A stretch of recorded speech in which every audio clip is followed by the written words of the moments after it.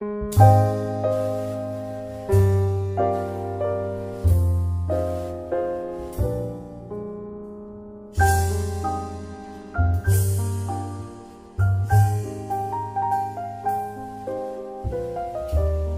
सभी को नमस्कार। आज हम विकट परिस्थिति में महामारी के रूप में आए हुए कोरोना वायरस से संबंधित अपनी अपनी जिम्मेदारियों और कर्तव्यों का कैसे निर्वहन करें के संबंध में आपके समक्ष उपस्थित हूँ। ऐसा सुनने में आया है कि बिहार के एक गांव में महिलाएं आस्थावान होकर कोरोना को एक देवी का रूप देकर उसे शांत करने के लिए पूजा अर्चना प्रारंभ कर दी है।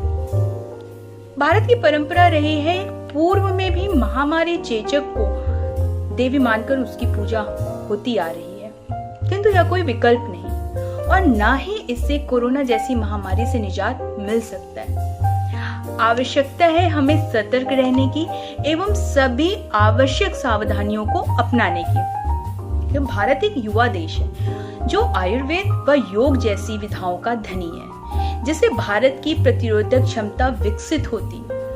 आयुर्वेद और योग को अनुशासन द्वारा ही सीखा और समझा जा सकता है और इसी अनुशासन की आवश्यकता है हमें कोरोना जैसी महामारी से लड़ने के लिए, जहां हमें शारीरिक दूरी, साफ सफाई और मास्क का प्रयोग करते हुए केवल आवश्यकता अनुसार ही बाहर निकलना चाहिए। निश्चित तौर पर हम सभी को अपना रंग ढंग बदलना होगा, क्योंकि अगर इस बदलते हालात में हम सुधर गए और स्वयं को अनुशासित कर ले गए तो अवश्य ही कोरोना के साथ जीना सीख लेंगे।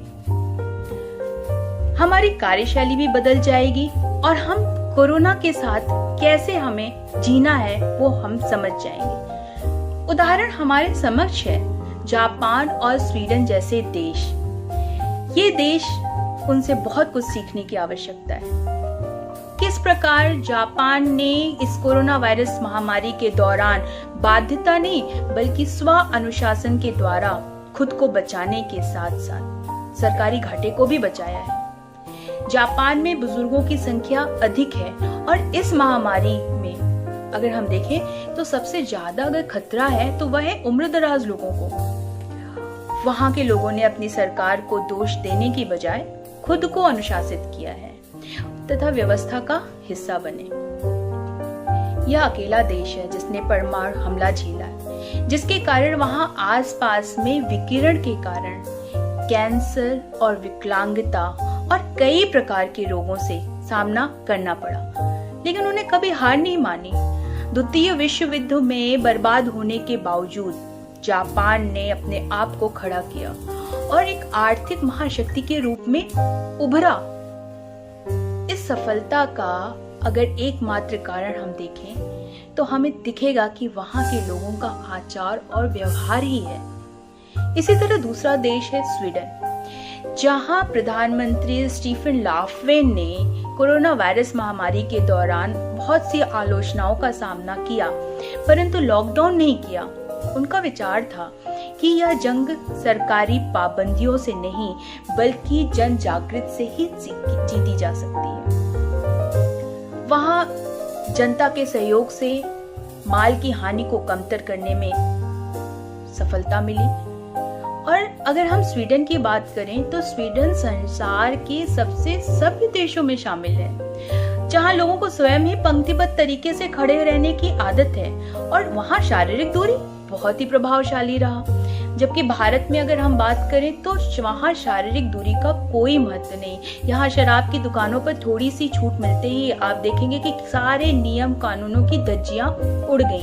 और जिस प्रकार गांव में महामारी फैलनी शुरू हो गई, उससे तो साफ पता चलता है कि हमें अपनी जिम्मेदारियों का एहसास नहीं। हमें जापान और स्वीडन जैसे देशों से सीखने की आवश्यकता है, क्योंकि लंबे समय के लॉकडाउन के बाद भी अगर हम देखेंगे तो हम जान बचा पा रहे और ना ही धन। आपने कभी सोचा ऐसा क्यों?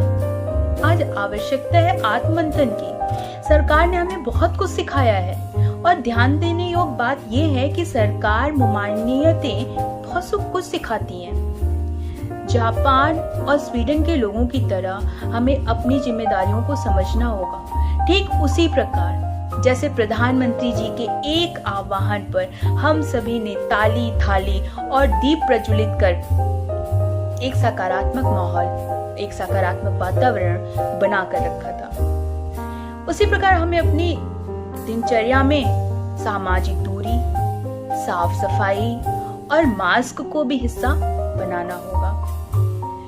समाज ने बहुत सी कुप्रथाओं को खत्म किया है और ऐसे कई उदाहरण हैं, चाहे वह सती प्रथा हो या अन्य कोई। वर्तमान परिस्थिति में गेंद अब हमारे हाथ में है। हमें स्वयं को आत्मनिर्भर बनाते हुए उन्नति की ओर बढ़ना है, क्योंकि अब समय की यही मांग है। धन्यवाद। यदि आपको हमारा ये वीडियो पसंद आया तो इसे लाइक करें, शेयर करें और चैनल को सब्सक्राइब करना ना भूलें।